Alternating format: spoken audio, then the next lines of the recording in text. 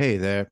So I wanted to talk about Way of the Wolf, which is the book written by Jordan Belfort of Wolf of Wall Street fame, and talk about if you should read it, like why you should read it, and share the first big idea of the book.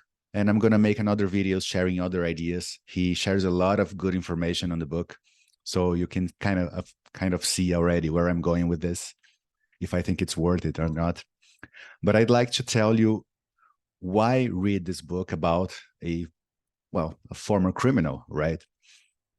So the thing is, first of all, you may not even be into sales, but as Jordan himself puts it, and he gives some examples of this, selling is not only selling a product. You can also sell an idea to your peers, to your workers, to your family. Selling, like in the bottom of it is influencing people, right? Persuading people in a good way. We can all learn how to get better at that. It's very useful, of course, when we use it for good. And he talks about that a lot. More on that later. But why else read this book? Well, he has a proven track record of being great at sales, not only in his company in the 80s and 90s, but especially now that everyone knows he committed a lot of crimes and he was a drug addict, and still we like his products. He's a world famous speaker. He sells a lot of books. He sells a lot of his products. So he is a great salesman. We don't know yet if he's a great teacher, but he's a great salesman. So there's a lot to learn. And I'm looking at my notes here. So if I look down, you know what it is. Another thing is, well, it's always good to learn from other people's experience, people who are different from you in personality wise, people who had different experiences. Well, he was arrested. He was like working in the 80s in financial markets. So it's always good to have a different perspective on life. So that's also a good reason to read a book. And like I said, it's weird to consider reading a book by a former criminal. But one thing that I liked, and maybe it's like his strategy to get more people to buy his book and his products, but he has a lot of advice about being honest, about believing what you're selling good stuff, good products, good services, so you can believe and be enthusiastic about it. And also prospecting clients. You don't just try to sell to everybody. You have to find those clients that would benefit from your product or service. So he talks a little about that. So at least he seems reasonable and honest. And another good reason to read it is just a fun read. Jordan's a fun guy. He talks a lot of stuff, the way it is. He's a very direct talker, straight shooter. There's a lot of good stories on the book as well. So if nothing else, it is a fun read. So what's the first big idea that he brings in the book? First big idea is every sale is the same. And what does he mean by that?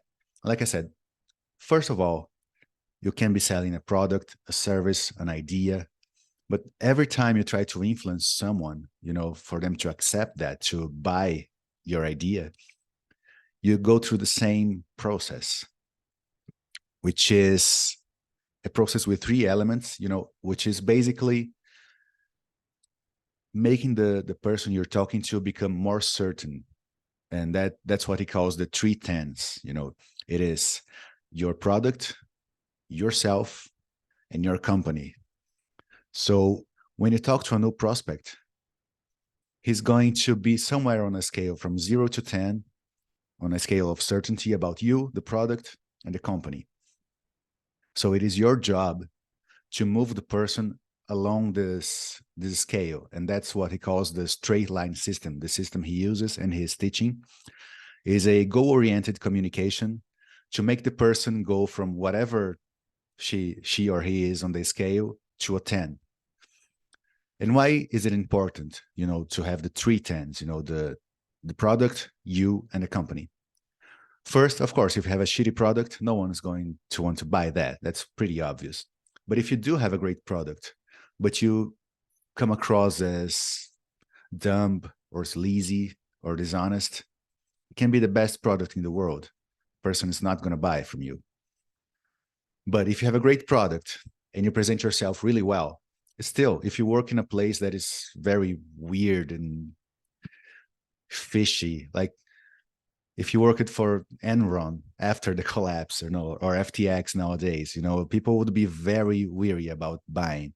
So those are the three key elements right from the start that the person that you're talking to will have, a great graduation. He will be somewhere on that scale. It's your job to listen and to see how you can move that person on the scale. And it's not the person is not on a 8 or 9 or 10 on the scale, because most prospects will give you objections when you try to sell. And the interesting thing is every sale is the same and every objection is the same. The person can say something like, oh, I need time to think about it, or I have to talk to my wife, or I have to talk to my business partner. But those are all smoke screens for the same objection. That person is not certain enough about one of the key elements. So it's your job to figure it out and move that person along. And how do you do that? Well, the first thing is you have to differentiate between logical certainty and emotional certainty. A logical certainty is very easy to deal with. It's just information, right? You tell the person about the product, about yourself, about your company's history. So those are data points that the person uses to know what it is all about. And that's something the person can research about if they want. Now, emotional certainty is more complicated and way more subtle. It is how the person feels about you, about the product, about the company. And the way you change that is not so much with words, but with the way you communicate, with your tonality, which is a great topic on the book that I'll talk about in another video.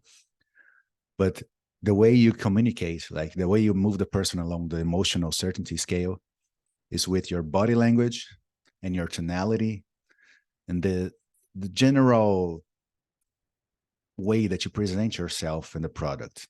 So that's way more subtle, but that's even more important than the logic certainty, because the emotional part of humans is the part that makes the decision. That has been proven again and again in psychology.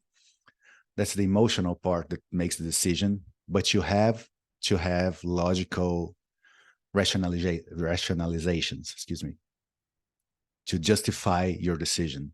So those two are very important. And that's the very beginning of the book. Like every sale is the same. You have to move the person along this certainty scale, and certainty is divided in logical and emotional.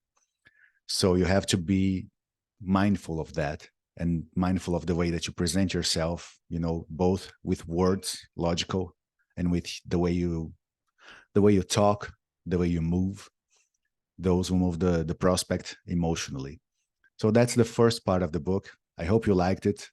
And if you are curious, just leave a comment and I'll make more videos about it, because there's a lot of information in the book. It is a very worthwhile read. So yeah, link of the book in the description. See ya.